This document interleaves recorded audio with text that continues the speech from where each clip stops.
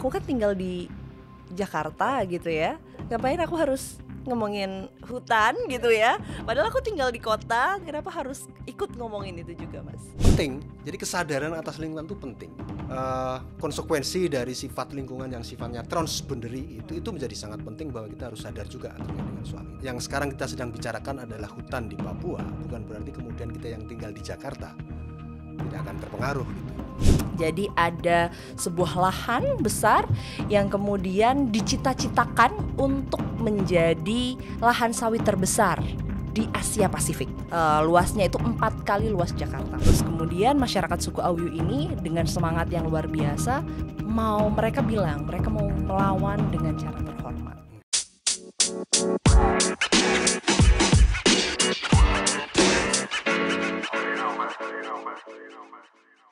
Halo teman-teman Sobat Lingkungan, jumpa lagi dengan aku Sekar Banjaran Aji, juru kampanye hutan untuk Greenpeace Indonesia. Hari ini kita bersama tamu yang dari jauh akhirnya hadir ke ruangan podcastnya Ngobrol Lingkungan untuk bersama-sama ngobrolin soal salah satu hal yang menarik banget, yakni litigasi iklim. Tapi apa dan bagaimana itu nanti kita bahas lebih lanjut. Sebelumnya aku mau kenalin, bersama aku di sini ada Mas Toto. Aku panggilnya Mas Toto. Boleh. Nama lengkapnya Toto Diantoro. Jadi dulu waktu di UGM, Mas Toto ini adalah dosen hukum lingkunganku. Ya, jadi hari ini ya di salah satu departemen yang konsisten sebenarnya ngomongin soal perlindungan lingkungan ya Mas ya. Nah hari ini teman-teman semuanya mungkin udah familiar kali ya teman-teman semuanya kalau melihat sosial medianya Greenpeace Mas Toto. Akhir-akhir ini muncul salah satu cerita dari Papua. Walaupun sebenarnya banyak cerita penyelamatan lingkungan yang Greenpeace lakukan di Papua. Tapi salah satunya adalah cerita lanjutan nih dari report yang pernah kami launching. Jadi tahun 2021 Mas Toto, 2021-2020 aku agak sedikit lupa, kami launching satu buah report yang sangat tebal. Ini di sini, Stop Baku Tipu. Mas Toto juga pegang. Ini ya, Stop Baku Tipu. Sisi gelap perizinan di tanah Papua. Betul. Nah dari report tersebut ada banyak sekali kasus, tapi salah satu kasus yang paling menarik menurut saya itu adalah kasus yang lokasinya di Bovendigul Mas Toto. Oke. Jadi ada sebuah lahan besar yang kemudian dicita-citakan oleh sebuah grup bernama Menara Group untuk menjadi lahan sawit terbesar di Asia Pasifik. Luasnya itu 4 kali luas Jakarta Mas Toto. Jadi bisa dibayangkan teman-teman kalau keliling Jakarta aja agak beberapa hari begitu ya dengan kemacetannya, ini 4 kali luas Jakarta. Nah si lahan ini tuh mau diubah menjadi sawit. Kondisinya adalah hutan lebat di sana. Nah, dari cerita tadi si grup Menara Group ini punya cerita beberapa perusahaan.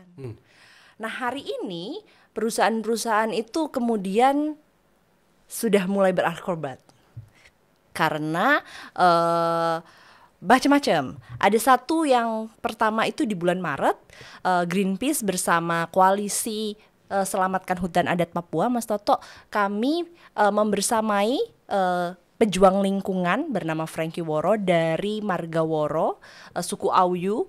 Itu dia menggugat PT Indo Asian Lestari di PT UN Jayapura dengan alasan bahwa si Pak Frankie ini dia tidak dilibatkan dalam proses pembuatan AMDAL, dan berikutnya juga si AMDAL tadi ini berpengaruh besar sebenarnya terhadap perubahan iklim gitu. Ya kayak gugatan yang kami launching ke PT UN Jayapura itu adalah gugatan lingkungan dan perubahan iklim. Nah, seminggu setelahnya Mas Toto, kurang lebih seminggu lah ya, kami iseng sebenarnya ngecek di SIPP Mahkamah Agung. Iseng sebenarnya adalah melihat apakah gugatan kami sudah terregistrasi. Tapi ternyata kami menemukan fakta menarik, ada 2 perusahaan yang dari grup yang sama itu dia menggugat KLHK. Oke. Nah, si gugatan itu sebenarnya dari dua perusahaan, namanya Kartika Cipta Pratama sama Mega Karya Jaya Raya. Itu mereka menggugat SK soal penertiban yang dikeluarkan ke KLHK atas izin mereka. Nah, setelah itu kami coba ngobrol tuh sama masyarakat suku Auyu. Bagaimana nih teman-teman, apa yang mungkin teman-teman maunya seperti apa? Nih kondisinya adalah perusahaan setelah ditertibkan KLHK nggak mau nurut nih, malah mereka melawan kan karena menggugat KLHK. Terus kemudian masyarakat suku Auyu ini dengan semangat yang luar biasa itu mereka bilang mereka mau melawan dengan cara terhormat. Nah, salah satu cara terhormat nih kalau kita pembelajar hukum gitu ya Mas Toto, kita itu kan selalu pasti akhirnya jalur yang ditempuh adalah gugatan. Nah, karena posisinya mereka ingin mendukung KLHK, jadi mereka masuk sebagai tergugat intervensi gitu. Kira-kira seperti itu Mas Toto. Nah, yang perjuangan suku Auyu yang dia menjadi tergugat intervensi itu terjadi di PT UN Jakarta. Nah, hari ini sebenarnya Mas Toto di sini salah satunya itu adalah Mas Toto terlibat menjadi saksi ahli dalam persidangan yang ada di PT UN Jakarta, yang hari ini agendanya itu baru saja adalah mendengarkan saksi ahli, dalam konteks ini Mas Toto sebagai ahli hukum lingkungan tentang kasus ini. Nah, terus makanya kita ingin dengar nih Mas Toto sebenarnya, menurut Mas Toto tadi persidangan seperti apa? Dan bagaimana kalau Mas Toto tadi melihat persidangan hari ini? Oke, terima kasih Sekar. Terima kasih juga teman-teman Sobat Lingkungan. Jadi saya diminta teman-teman dari Koalisi Selamatkan Hutan Adat Papua ya untuk berkontribusi kira-kira begitu, memberikan keterangan ahli terkait dengan soal kasus gugatan ya. Tadi juga sudah disinggung oleh Sekar, ada 2 korporasi perusahaan di Papua, di Bovendigul gitu ya, terutama di Kabupaten Bovendigul di Papua. Itu menggugat SK Menteri Kehutanan. Jadi Menteri Kehutanan itu mengeluarkan SK terhadap 2 perusahaan atau korporasi tadi, itu prinsipnya mereka keberatan dengan SK yang berisi atau bermuat tentang upaya penertiban terhadap 2 korporasi atau perusahaan tadi, karena di dalam proses setelah mereka memperoleh izin pelepasan kawasan itu kira-kira di tahun 2012 itu sampai sekarang itu belum berjalan secara efektif. Jadi sebagaimana kita tahu bahwa kawasan hutan itu juga dimungkinkan untuk diperuntukkan bagi kegiatan lain di luar sektor kehutanan, antara lain untuk perkebunan. Nah, dalam hal ini sawit gitu ya. Nah, sawit itu mendapatkan fasilitasi untuk bisa memanfaatkan kawasan hutan melalui proses permohonan perizinan pelepasan kawasan hutan. Nah, 2 perusahaan tadi itu sudah mendapatkan SK izin pelepasan kawasan hutan itu kurang lebih sejak tahun 2012 ya. Jadi kira-kira umurnya sudah sekitar 11 tahun. Yang saya baca sepintas dari berbagai dokumen ya di dalam proses persidangan itu ada kurang lebih 39.000 hektar itu baik PT Kartika maupun kemudian satunya tadi gitu ya. Itu masing-masing mendapatkan konsesi kurang lebih 39.000. Nah, itu mereka baru bisa kelola itu ada yang 3.000 dan ada yang 5.000. Nah, ini kan tentu tidak efektif ya. Bisa dikatakan bahwa kepercayaan yang diberikan oleh negara terhadap 2 korporasi itu tidak dijalankan secara efektif. Maka kemudian negara merasa bertanggung jawab untuk kemudian mengevaluasi, kira-kira begitu. Nah, negara mengevaluasi dan kemudian mengeluarkanlah SK itu. Nah, SK yang sifatnya evaluasi terhadap 2 perusahaan tadi sebenarnya bukan sekali itu, tetapi dia sudah diawali dengan SK yang dikeluarkan oleh Menteri Kehutanan itu awal tahun 2022, SK nomor 1 tahun 2022. SK itu sebagai bagian dari tindak lanjut instruksi Presiden untuk mengevaluasi dan menertibkan berbagai perizinan di sektor kehutanan, sektor perkebunan maupun pertambangan yang pernah diberikan, termasuk dalam hal ini pelepasan kawasan yang notabene tidak dikerjakan dengan serius oleh para pemegang izin atau konsesi. Nah, ada kurang lebih 3 juta hektar itu ya yang kemudian ditinjau kembali melalui SK nomor 1 tahun 2022, SK-nya Menteri Kehutanan, KLHK itu ya awal Januari tahun 2022. Nah, termasuk 2 perusahaan tadi. 2 perusahaan tadi itu sebenarnya dia masuk dalam daftar SK izin pelepasan yang dicabut. Jadi dicabut nih oleh Menteri Kehutanan ya karena dianggap tidak perform itu ya. Dia masuk di dalam bagian lampiran di SK nomor 1 tahun 2022 tadi. Nah, tapi ini juga mungkin kita bisa katakan Kementerian Kehutanan tidak cukup tegas juga. Sudah mengeluarkan SK pencabutan, tiba-tiba kemudian masih membuka ruang untuk diskusi kira-kira begitu, diskusi kemudian ditindaklanjuti lebih jauh. Ternyata 2 perusahaan tadi itu tidak betul-betul final dicabut oleh SK nomor 1 tahun 2022, tapi kemudian dia direvisi SK tadi dan prinsipnya adalah meninjau ulang terhadap 2 SK pelepasan tadi dan kemudian memberikan semacam sanksi dalam tanda kutip ya, karena sifatnya di situ adalah penegasan komitmen baru. Jadi terhadap konsesi yang 39.000 hektar tadi itu ya, yang masing-masing hanya bisa dikerjakan 3.000 maupun kemudian 5.000 hektar tadi itu sisanya diminta oleh Kementerian Kehutanan tidak boleh untuk dilanjutkan pembukaan kawasannya. Tegakannya nggak boleh ditebang lagi karena itu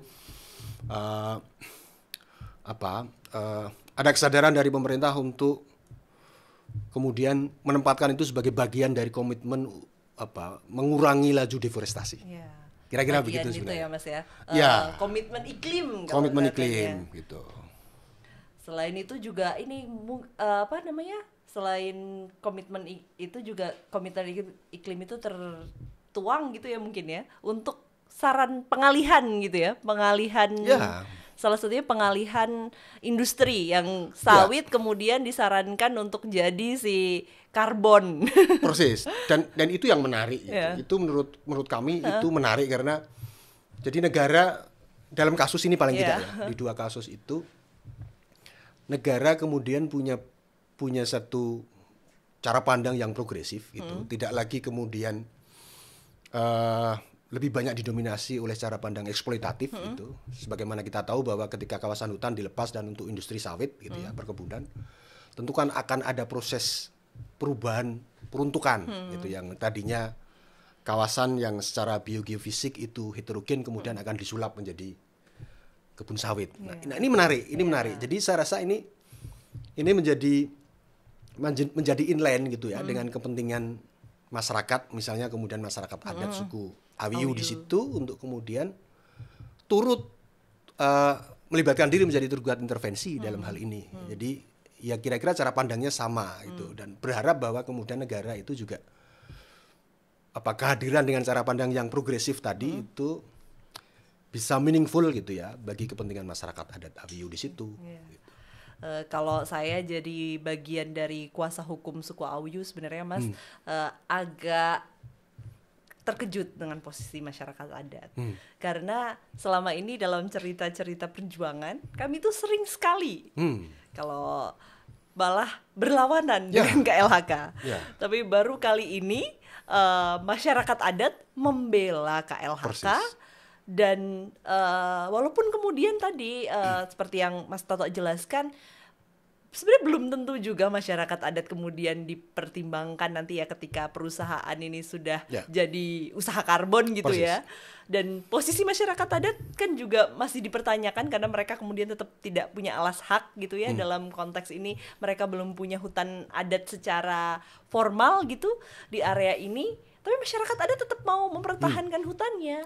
Hanya dengan harapan hutan ini secara biologis, secara biosfer gitu ya, masih berwujud hutan dan mereka akhirnya bisa menikmati hutannya begitu Mas.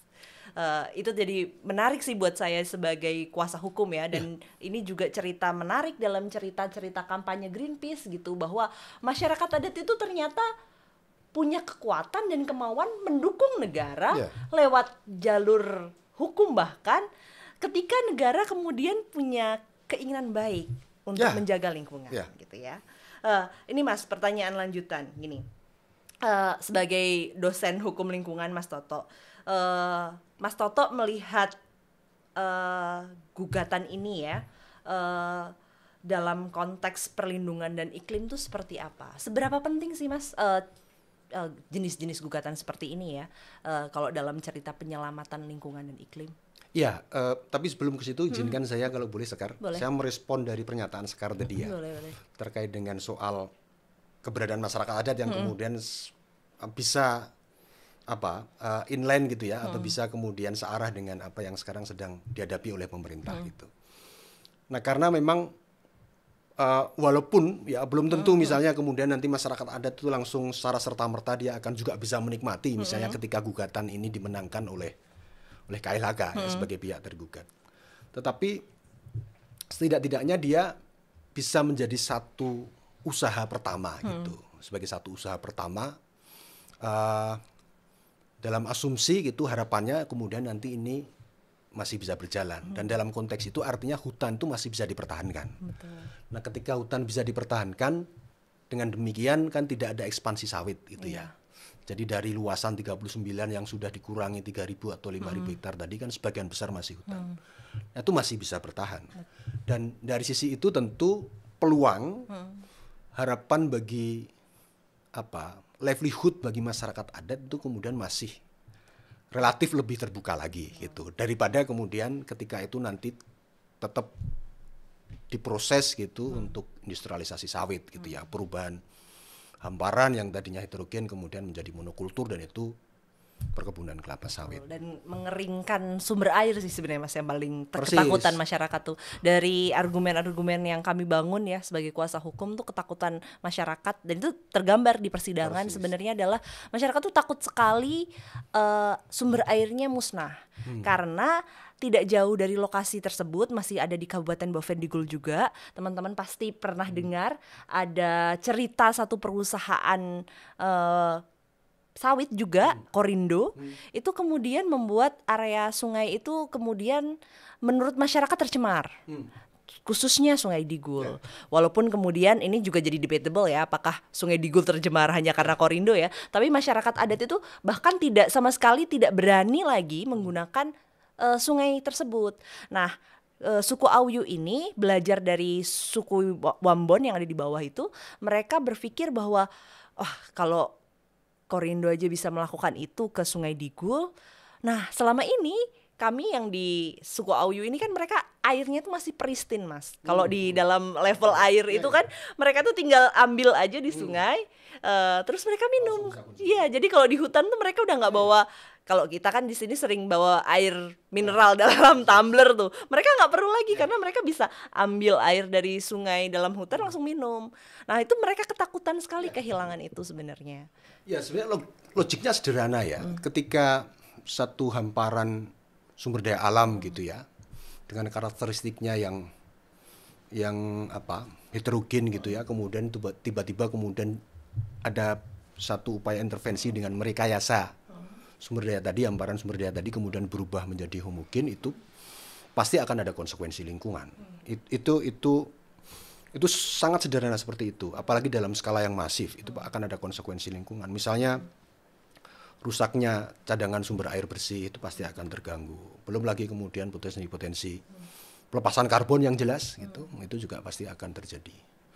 Nah, jadi ya sudah tepat bahwa itu akan sedikit banyak membawa dampak atau konsekuensi terhadap kehidupan masyarakat yang ada di sana, itu terutama suku Auyu gitu. Nah, jadi sudah pada tempatnya juga misalnya kemudian suku Auyu itu meluapkan kesadaran itu dan kemudian mencoba berkontribusi. Ya, kenapa tidak ketika negara ternyata hadir dan ya sambut juga gitu dalam konteks ini. Nah, ini juga inline juga saya rasa dengan perkembangan kekinian gitu ya, terkait dengan soal komitmen kita sebagai salah satu negara yang menjadi partisipan dalam kesepakatan upaya untuk memerangi perubahan iklim gitu. Nah, karena ya sangat signifikan itu, misalnya masih ada tersisa 30.000 hektar lebih gitu ya, dan itu kondisinya masih hutan, itu akan sangat signifikan gitu ya potensinya bagi upaya untuk memerangi potensi-potensi perubahan iklim tadi gitu. Jadi harus dicegah itu tentu malah. Karena mungkin juga hutan itu selain menghasilkan oksigen gitu ya Mas ya, tapi dia juga menahan sebenarnya kan karbon ya di dalam tanah, dan juga sebenarnya dalam areanya suku Auyu mungkin jadi lebih banyak yang tertahan karena sebagian besar tuh rawa Mas. Dalam konteks tadi berarti kan kalau rawa ada air dan ekosistem, walaupun sebenarnya masih gambutnya nggak sebanyak apa yang kita temui di Sumatera dan Kalimantan. Iya, tapi kemudian dalam cerita hamparan hutan gitu ya itu bisa dibilang jadi hamparan hutan yang paling besar yang belum tereksploitasi sebenarnya. Dan itu bisa jadi kalau dari laporan-laporan Greenpeace ya, dalam konteks perlindungan hutan Papua itu adalah benteng terakhir nih Mas. Jadi kita bisa menyelamatkan gak cuma Indonesia tentu saja, tapi kontribusi kita terhadap dunia itu tergambar dari berhasil atau tidaknya kita menjaga hutan Papua ini gitu. Ya, kalau saya melihatnya juga sama sebenarnya dengan cara pandang Sekar gitu ya. Proses eksploitasi kita terhadap sumber daya alam dalam hal ini hutan gitu ya, itu kan sudah berjalan cukup lama dan kita sudah kemudian menyaksikan konsekuensi-konsekuensi yang terjadi ya sebagai akibat dari eksploitasi terhadap sumber daya hutan tadi. Ya terutama misalnya untuk aktivitas perkebunan sawit, Sumatera, Kalimantan gitu ya, beberapa kemudian pulau kecil gitu ya.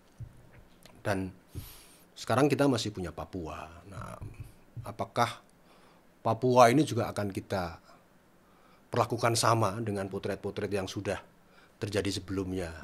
Yang kita lihat ya agak miris gitu, konsekuensi lingkungan yang terjadi sebagai ekspansi industrialisasi sawit di Sumatera, di Kalimantan gitu ya. Ya setuju bahwa ya kalau bisa Papua ini sebagai last resort ya, dia sebagai benteng pertahanan terakhir itu juga harus dikelola secara hati-hati, secara cermat gitu, secara bijaksana tentu gitu ya. Nah, karena dia akan ya tentu konsekuensinya akan sangat panjang ya, tidak semata-mata bagi kita sendiri gitu ya, bahkan mungkin tidak semata-mata bagi suku Auyu, tapi akan membawa kontribusi yang sangat luas gitu ya. Sebagaimana kita tahu bahwa luas kawasan hutan kita kan ketiga terbesar di dunia nih. Betul.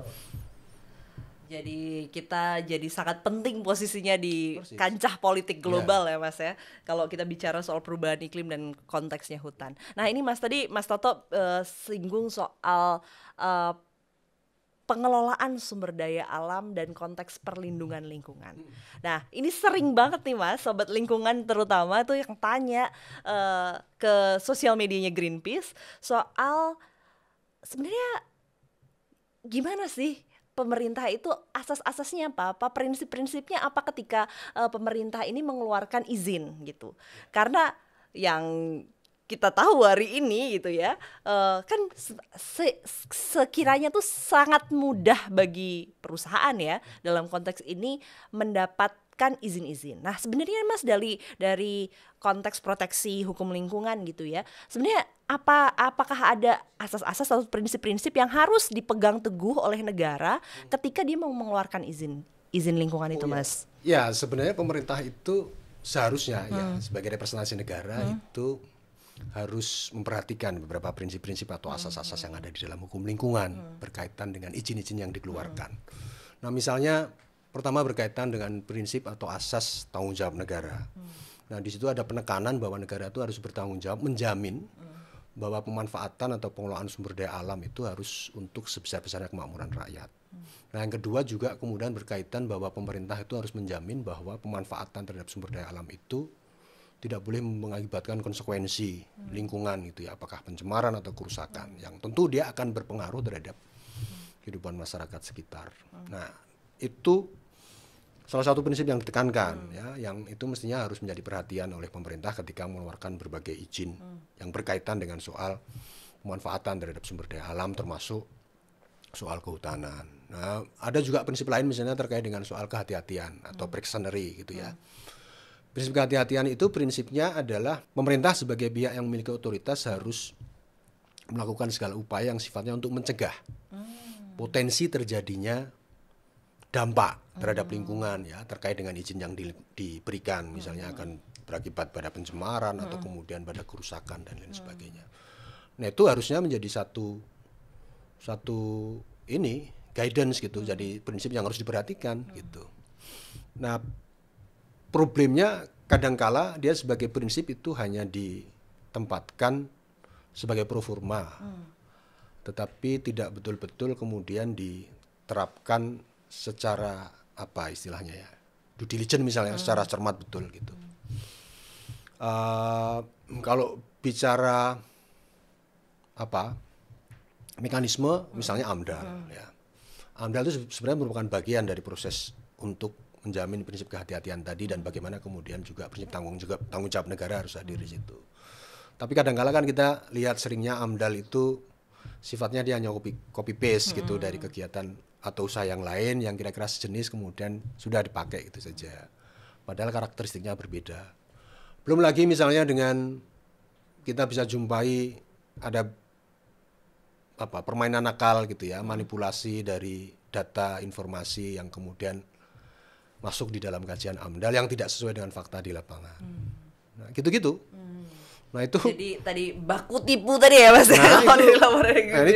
Ini pas dengan judul kajian teman-teman baku tipu terkait dengan persoalan sisi gelap perizinan.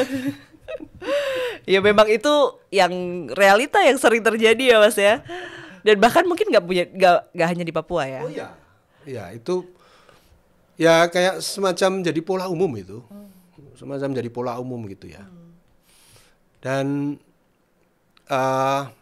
tapi saya cukup appreciate ya dengan pemerintah ya akhir-akhir ini. Ya dia mulai terbuka matanya untuk sadar gitu, antara lain kemudian dengan tindakan yang lebih konkret ya. SK 1 tahun 2022 yang dikeluarkan oleh Menteri Kehutanan, Lingkungan Hidup dan Kehutanan, saya rasa itu merupakan salah satu bagian ketika menjawab bagaimana konsekuensi perizinan yang sudah dikeluarkan itu ternyata membawa berbagai risiko yang ya sekarang harus diatasi gitu. Ada langkah koreksi begitu ya. Ada langkah koreksi. Ini bisa kita sebut sebagai langkah koreksi. Ya, dan ini sebenarnya salah satu harapan baik bagi perlindungan hukum lingkungan di Indonesia, walaupun kemudian kita tahu tantangannya seperti sekarang nih yang kita hadapi, misalnya perusahaannya menggugat balik dan lain sebagainya. Pasti gitu akan di-challenge ya. Pasti akan di-challenge karena tentu paradigma berpikir itu juga tidak akan selalu ada dalam frekuensi yang sama toh. Misalnya perusahaan itu korporasi ya, kita bisa saksikan lah itu secara umum kadangkala paradigma mereka itu dengan cara pandang yang pragmatis gitu. Nah, ya mereka pasti akan men-challenge. Nah, harapan besar kita itu misalnya di salah satu kasus yang sekarang sedang berjalan di Bovendigul itu ya, gugatan ini nanti kemudian bisa dimenangkan gitu ya, atau ditangkis oleh KLHK sebagai pihak yang notabene memiliki otoritas dan harus bisa menunjukkan kewibawaan sebagai representasi negara di situ. Dan disitulah menjadi relevan ya, kita gitu dan teman-teman masyarakat adat AWU gitu ya, untuk kemudian ikut berkontribusi membantu dalam konteks ini. Gitu. Benar banget nih Mas, karena kalau dari cerita yang selama ini ada begitu ya, saya dengar cerita sendiri dan ini kan karena saya jadi kuasa hukum ya dari masyarakat suku Auyu langsung gitu, untuk dapat informasi aja setengah mati Mas. Jadi kenapa sebenarnya butuh waktu agak lama ya dari cerita kami teman-teman Greenpeace dan teman-teman dari Koalisi Selamatkan Hutan Papua tahu cerita investigasinya sampai kemudian sampai ke gugatan itu akhirnya jadi cukup panjang, karena sebenarnya masyarakat adat itu di level yang sangat lapang tadi, di lapangan benar-benar di hutan gitu ya, masyarakat tinggal di hutan, itu jadi sangat susah mendapatkan informasi soal perizinan. Mereka harus jalan ke masing-masing tuh ke dinas perkebunan, ke dinas kehutanan, terus juga ke DPRD, ke pemerintah Bouwendikbul itu sendiri, untuk kemudian bertanya, ini sebenarnya apakah benar gitu ada perusahaan mau masuk ke tanah saya, apakah benar ini kemudian mengancam ruang hidup saya, dan sebenarnya posisinya izin ada di mana gitu. Itu benar-benar kita hadapi tuh. Dan dalam cerita ini sebenarnya sebelum gugatan yang di Jayapura, Mas Toto, kami sempat gugatan minta informasi publik dulu. Jadi masyarakat adat itu masyarakat adat suku Auyu itu sampai harus menggugat untuk mendapatkan informasi. Walaupun ya kemudian gugatannya kami tidak dikabulkan, dan akhirnya kami banding ya, sampai sekarang tuh masih berproses. Tapi ya begitulah ruang hidup masyarakat yang selama ini menjadi penjaga hutan, mereka tinggal di dalam hutan, menjaga hutannya, itu kemudian sangat menantang karena masyarakat adat itu kemudian jadi sangat tertinggal soal informasi, bahkan terkait hutan tempat tinggal mereka sendiri gitu. Iya, dan itu ya kita sebagai orang luar melihat itu sebagai satu fenomena yang sangat memprihatinkan ya. Misalnya masyarakat adat yang notabene itu adalah ruang hidup mereka gitu ya, atau kalau dalam bahasa hukum agrarianya sebagai Lebensraum. Sumber daya alam itu kan Lebensraum ya, sebagai ruang hidup bagi kebutuhan mereka sehari-hari gitu. Dan itu ironis kan, misalnya ketika mereka tidak tahu ternyata ruang hidup mereka itu sudah dibebani dengan konsesi dan mereka tidak tahu gitu. Tentu itu kan membawa konsekuensi kan, karena di situ akan ada yang namanya konflik hukum gitu ya. Satu sisi masyarakat adat itu dengan cara pandang hukum adatnya, sisi lain kemudian tiba-tiba negara hadir memberikan konsesi kepada korporasi atau perusahaan swasta gitu. Nah, itu yang kemudian kita lihat tidak adil gitu. Itu tidak adil, dan ketika pemerintah dalam hal ini Kementerian Lingkungan Hidup dan Kehutanan itu mencoba progresif ya, kenapa tidak kemudian itu kita sambut baik. Meskipun sekali lagi tadi seperti yang disampaikan Sekar pertama kali tadi, ini tidak serta-merta juga sebenarnya menjawab sebagai satu kebutuhan yang mendesak dari masyarakat adat, tapi setidak-tidaknya dia akan menjadi satu pintu awal untuk membuka harapan kembali gitu ya, mengembalikan ruang hidup tadi yang sudah sempat kira-kira disita gitu oleh negara dan kemudian diberikan konsesi kepada perusahaan. Nah, kalau saya bertanya ke klien saya, ke masyarakat suku Auyu itu, mereka selalu bilang mereka itu menganggap hutannya itu sebagai kuncian dari kehidupan mereka, sumber kehidupan bahkan. Jadi kalau memang ini kemudian mereka kalah nantinya gitu ya, itu bukan masuk ke skenario mereka. Karena itu ibaratnya adalah sumber hidup.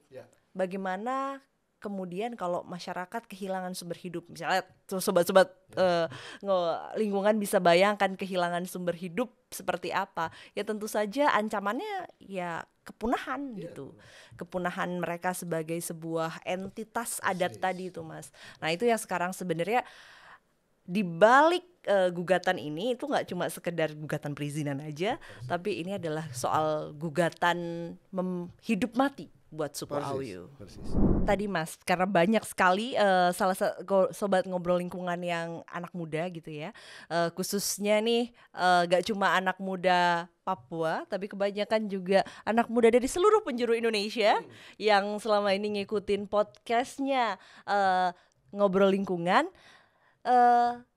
Selama ini kan kira-kira pertanyaannya adalah, ngapain sih? Aku kan tinggal di Jakarta gitu ya, ngapain aku harus ngomongin isu Papua juga, ngapain aku harus ngomongin hutan gitu ya, padahal aku tinggal di kota, tinggal selama setiap hari cuma di Jakarta aja atau mungkin di Jawa aja, kenapa harus ikut ngomongin itu juga, Mas? Kalau menurut Mas Toto, apa tuh pesannya buat teman-teman muda itu?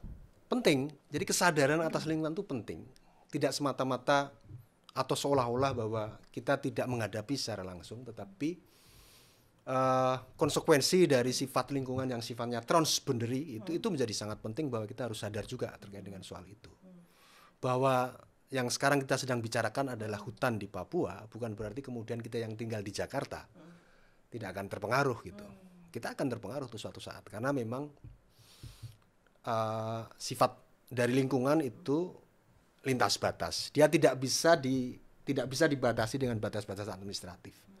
Konsekuensi atau dampak yang akan timbul itu juga akan berpengaruh terhadap kita. Nah, kita mudahnya bisa mengilustrasikan dengan fenomena yang kita sekarang sebut sebagai pemanasan global gitu.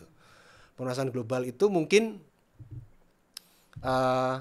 kontribusi kita terhadap laju pemanasan global gitu ya, yang kita ya bahasa sederhananya laju pemanasan global itu ya dihasilkan dari emisi gas rumah kaca yang terjadi oleh proses kegiatan industri dan lain sebagainya. Mungkin kita tidak melakukan itu dalam skala yang lebih besar dibandingkan dengan negara industri yang lain, Amerika atau kemudian China gitu. Tapi kita tetap akan menghadapi dampak yang sama gitu ya, sebagaimana yang kemudian disumbangkan emisi itu oleh negara-negara besar gitu. Nah, itu logiknya sama dengan kenapa kita juga harus peduli, harus sadar dengan soal-soal begini gitu ya. Seperti yang terjadi dengan Papua gitu. Meskipun kita tinggal di Jakarta, kita juga harus peduli dengan itu karena konsekuensi misalnya tadi disebut Sekar bahwa Papua merupakan last resort, itu benteng terakhir. Kalau itu kemudian kita tidak jaga betul, ya nanti dampak pasti akan juga terasa dan terjadi di yang kita tinggal di sini juga gitu. Jadi hutan yang hilang di Papua tapi panasnya sampai Jakarta. Iya. Nggak cuma sampai Jakarta ya Mas, mungkin sampai London, sampai New York sana gitu. Walaupun sobat lingkungan nanti mungkin mengembara jauh sampai New York, London sana, tapi kalau hutan Papua hancur panasnya sama ya Mas. Pemanasannya global soalnya. Nah, tadi Mas kita sambung lagi soal kalau tadi mengapa pentingnya lingkungan gitu ya, ngomongin lingkungan buat teman-teman muda penyelamatan hutan khususnya, kalau pentingnya belajar hukum lingkungan tuh Mas, kira-kira apa sih? Mengapa hukum lingkungan tuh harus banyak anak muda yang paham soal hukum lingkungan menurut Mas Toto? Ya, karena dinamika pemanfaatan terhadap sumber daya alam, sumber daya lingkungan itu dia juga terjadi dalam koridor hukum ya, dalam koridor peraturan perundang-undangan, berbagai regulasi, kebijakan, peraturan itu ada di situ. Maka kemudian juga menjadi penting gitu bahwa kita juga harus melek hukum gitu ya. Kita harus melek hukum bahwa di dalam kesadaran kita terhadap lingkungan itu di situ ada berbagai aturan main. Nah, aturan main itu yang kita harus ngerti itu. Jadi menjadi sangat penting bahwa kita juga harus ngerti aturan main sehingga kita bisa tahu kita ada di mana dan kita bisa melakukan apa ya dalam rangka untuk melindungi dan melestarikan lingkungan.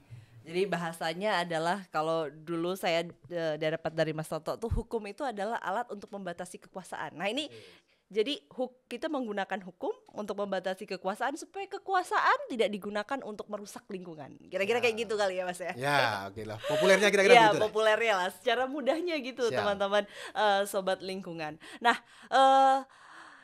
teman-teman sobat lingkungan, ini kita mungkin masuk ke sesi terakhir nih Mas, diskusi kita. Jadi tadi kita udah ngomongin betapa pentingnya anak-anak muda untuk menyelamatkan lingkungan, khususnya untuk tetap bersuara soal perusakan hutan yang ada di Papua, kasus suku Auyu terutama. Teman-teman jangan lupa untuk tanda tangan petisinya yang ada di Greenpeace. Selanjutnya tadi kita juga udah ngomong pentingnya anak muda untuk belajar hukum lingkungan. Siapa tahu ada yang mau jadi dosen hukum lingkungan seperti Mas Toto, atau mau jadi kuasa pengacara lingkungan seperti aku, atau itu bisa belajar hukum lingkungan. Selanjutnya ini Mas, pertanyaan yang penting banget ini sebenarnya. Apa yang pengen aku tanyain ke Mas Toto. Sebenarnya mengapa kita Mas harus ngomongin masyarakat adat dalam cerita penyelamatan lingkungan?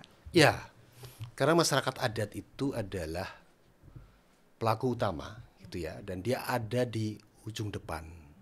Dia menjadi ujung tombak dalam konteks upaya penyelamatan lingkungan. Nah, kenapa bisa dikatakan begitu? Karena buktinya kira-kira sudah bisa cukup menunjukkan bahwa model-model kelola terhadap sumber daya alam yang dilakukan oleh masyarakat adat, oleh masyarakat tradisional, itu cukup bisa membuktikan kepada kita tentang bagaimana tata kelola terhadap sumber daya alam yang berkelanjutan. Jadi dengan model kearifan lokal yang kemudian mereka miliki itu sudah cukup bisa membuktikan bahwa mereka mampu melakukan kegiatan pengelolaan sumber daya alam yang sifatnya kemudian lestari dan berkelanjutan. Nah, makanya di situ kemudian menjadi penting kenapa masyarakat adat itu juga harus kita tempatkan gitu ya sebagai satu subjek yang penting ya, aktor yang penting dalam soal pengelolaan sumber daya alam gitu. Khususnya hutan mungkin ya Mas. Khususnya hutan. Ya. Apalagi ketika kita coba komparasikan ya. Ada satu model paradigma dalam pengelolaan sumber daya alam atau sumber daya hutan gitu ya. Yang kita bisa komparasikan yang pertama disebut sebagai state based forest management gitu ya, pengelolaan sumber daya hutan yang berbasis negara. Yang kedua kemudian community based forest management, pengelolaan sumber daya hutan yang berbasis masyarakat. Model pengelolaan sumber daya hutan berbasis negara di mana di situ meletakkan negara memiliki otoritas yang sangat besar untuk bisa memberikan konsesi dan izin kepada pihak swasta. Nyatanya memberikan kenyataan gitu ya, realitas gitu ya, bahwa lebih banyak itu sumber daya alam atau hutan yang rusak ya, ketika dikelola dengan cara pandang atau dengan pendekatan paradigma state based forest management ya. Misalnya data dari kawasan hutan produksi kita ya, itu 40 juta hektar sendiri itu sudah dikonsesikan kepada swasta. Nah, kita lihat itu Masyarakat adat dapat apa? Wujudnya apa itu dari 40 juta hektar itu kan, kita lebih banyak melihat kerusakan terhadap sumber daya hutan gitu. Sementara kemudian dengan paradigma community based forest management ternyata itu relatif lebih bisa survive gitu ya, sumber daya alam tadi. Laju deforestasi juga mungkin ya Mas ya. Persis. Nah, itu juga yang kemudian menjadi penting. Kenapa kita juga harus memiliki keberpihakan terhadap eksistensi atau keberadaan masyarakat adat. Terima kasih banyak Mas Toto. Aku rasa teman-teman sobat lingkungan belajar banyak, mungkin beberapa SKS mungkin kalau kita kuliah dari Mas Toto di hari ini. Teman-teman sobat lingkungan tadi udah dengar mengapa kita harus ikut ngomongin hutan, ngomongin nyelamatin lingkungan, mengapa kita harus belajar hukum lingkungan, dan bahkan kenapa kita harus terus bicara soal masyarakat adat. Terima kasih banyak Mas Toto sudah bergabung bersama saya di sini. Sama-sama sekali. Teman-teman sobat lingkungan, terima kasih sudah ngikutin obrolan kita kali ini. Teman-teman semuanya bisa mengikuti obrolan ini dan obrolan yang lain lagi ada di YouTube dan Spotify-nya Greenpeace Indonesia. Jadi teman-teman bisa dengerin lebih banyak informasi soal penyelamatan lingkungan seperti apa dan isu-isu terkini mungkin seperti apa gitu ya. Sampai jumpa di podcast selanjutnya dan selamat mencintai bumi.